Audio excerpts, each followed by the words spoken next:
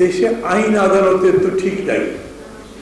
দেখেন, বিএনপির মহাসচিব এবং 3 জন প্রেসিডিয়াম সদস্য, স্ট্যান্ডিং কমিটির সদস্য, যাদের নামে প্রধান বিচারপতির বাড়িতে হামলার মামলা ছিল, পুলিশ হত্যা মামলার মধ্যেও কেউ কেউ ছিলেন, তাদের জামিন হয়েছে, তারা বেরিয়েছে। মামুনুল হকের জামিন হলো না কেন? উনি কি তার চেয়ে বড় কিছু করেছেন? ভাবার বিষয়। বেগম জিয়ার তো আসলে মুক্তি হয়নি, বাসায় আছে।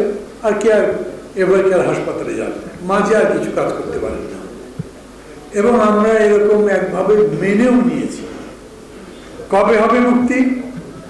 সবাই বলেছেন যেদিনেই সরকার যাবে সেদিন মামুনুল হক সহ আলেম ওলামা যারা আছেন, অন্যান্য রাজনৈতিক নেতা আছেন, তারা বের হবেন।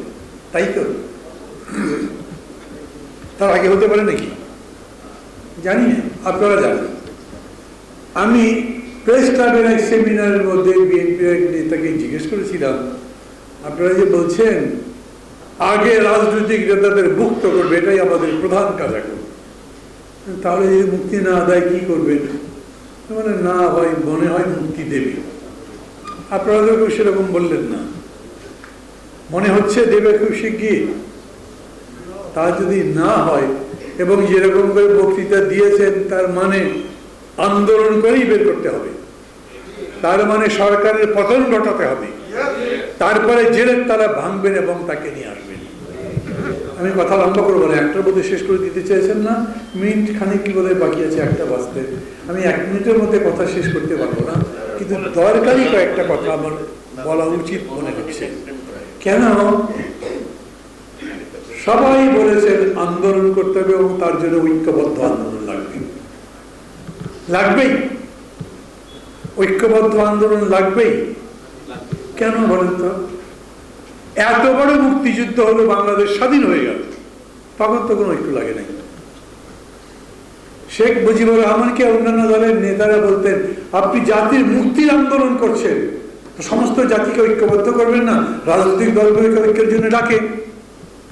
উনি বলেছিলেন যাদের বয়স হয়েছে, মানে তখন যারা মনে রাখতে পারে সেই সময়ের কথা, উনি বলেছিলেন আমার ডাকার দরকার কি, তোরা সাইনবোর্ড বললে আমার দলে যোগ দিয়ে দে। ওনারা সাইনবোর্ড বদলাননি, যোগও দেননি। আর জানেন তো, মৌলানা ভাসানী যখন ভারতে গেছেন, তখন মৌলানা ভাসানী ওনারাই বলেন এক প্রকার নজরবন্দি ছিলেন, কাজকর্ম করতে পারেনি। আবার বলি, জাতীয় মুক্তির লড়াই চাইতে বড় কোনো লড়াই তো নাই জাতির জন্য। সেই লড়াইয়ে জাতীয় ঐক্য ছড়া হয়েছে। আজকে ঐক্যের প্রশ্ন এত বড় করে তুলছেন কেন? এই 15 বছর তো এরকম করে তোলেননি। কারণ এই 15 বছর পর্যন্ত সরকারকে সরাতে পারেননি বলে একটু একটু হতাশ হচ্ছেন। মানুষ তো এরকম বলছে 7 তারিখের পরে এই সরকারকে আপনারা সরাতে পারবেন না, এরা আবার 5 বছর থাকবে। আপনারা কি মনে করেন?